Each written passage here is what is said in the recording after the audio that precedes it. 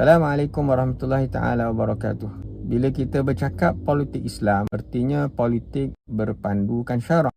Kita kena kenal pasti dahulu apakah kehendak syarak dalam politik ataupun dalam isu-isu tertentu berkaitan dengan politik. Setelah kita kenal pasti kehendak syarak itu dengan merujuk kepada sumber syarak, barulah selepas itu kita lihat kepada realiti. Bukannya kita mengenal pasti kehendak syarak itu dengan cara mengenal pasti realiti, kemudian kita mencari justifikasi daripada Quran dan Sunnah untuk justify apa yang diamalkan oleh manusia dalam bidang politik.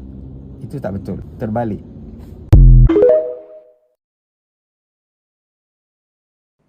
Jadi pandangan Ahli Sunnah wal Jamaah ialah wajibnya melantik imam itu daripada syarak. Jadi daripada sini, okey, apa kaitan dengan kita zaman sekarang? Kalau kaitan dengan zaman sekarang ialah isu politik adalah isu syarak. Dia bukan semata-mata isu akal. Yang orang sebahagian mengatakan bahawa isu politik ni adalah isu macam mana yang Rasulullah SAW sebut, antum a'lamu bi umuri dunyakum, kamu lebih tahu tentang urusan dunia kamu. Jadi dia ambil secara salah hadis itu, mengatakan bahawa pulang pada akal kita lah, akal manusia. Tak beriman pun tak apa, yang penting kita bincang sama-sama, masuk parlimen, bincang apa yang baik untuk manusia dalam konteks pemerintahan. Di sini relevannya dengan zaman sekarang. Artinya melantik imam itu wajib pun ambil daripada syarak. Termasuk yang lain-lain tu. Selepas daripada dah ada imam tu, apa perlu buat? Kena ambil daripada syarak. Bukan ambil daripada akal saja. Adakah tak guna akal? Guna akal. Tetapi akal tidak merdeka dengan sendirinya. Akal kena rujuk syarak. Macam pagi tadi dalam kelas subuh saya bagi tahu pasal hukum fiqh itu terbit daripada kerja akal para ulama. Betul? Tapi kerja akal para ulama tu dia tak merdeka sendiri, dia buat sendiri, tak. Dia kena rujuk kepada hukum syarak juga. Macam mana tukang rumah buat rumah, dia kena rujuk pada hukum fizik. Dia kena tunduk. Macam tu. Jadi tak mudah-mudah kita katakan bahawa akal tidak mustaqil, dia panggil. Akal tidak bebas. Memang kalau syarat mengatakan kita kena memilih pemimpin daripada Islam. Tapi kan keadaan sekarang ni banyak kita punya pemimpin diambil daripada bukan Islam. Patut ke rakyat ikut ataupun kita perlu menentang itu?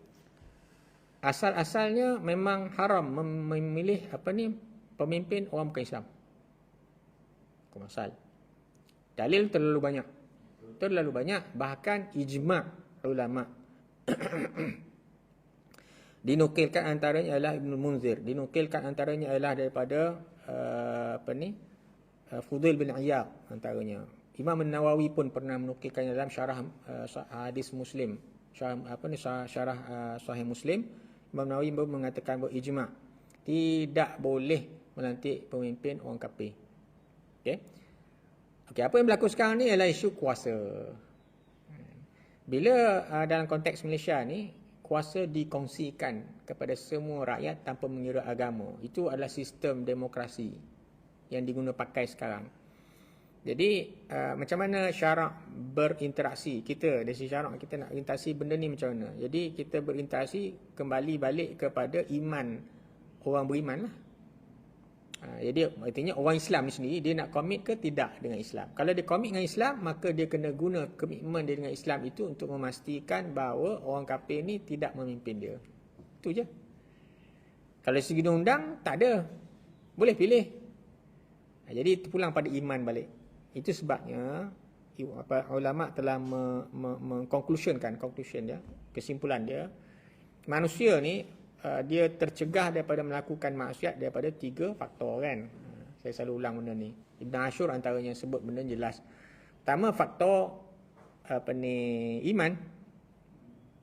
Jadi kalau kita beriman, kita tengok hukum, memang tak boleh lantik orang kafir sebagai pemimpin. Ada orang tanya, kalau macam tu dalam kelas bilik darjah, ketua darjah pun tak boleh lah. Tak boleh. Habis itu kenapa sekarang ni orang, kalau macam tu kita nak kerja dengan siapa? Kerja pun tak boleh dengan orang kafir sepatutnya. Sebab orang kafir tu dia majikan kan, orang bukan Islam, dia boleh arah tu arah ni, tak boleh. Hukum asalnya tak boleh. Tapi boleh sebab apa? Sebab orang Islam lemah. Jadi isu dia bukan isu nak katanya pelik. Hukum tu tak pelik. Hukum tu normal je. Kita tak boleh bermajikankan orang bukan Islam. Hukum tu normal je. Yang tak normalnya kita, sebab kita lemah. Kita tak jadi majikan. Jadi yang ceritanya roh keseluruhan syarak, makhluk orang Islam ni dia ketua, dia adalah pemimpin, dia adalah majikan, dia menguasai semuanya.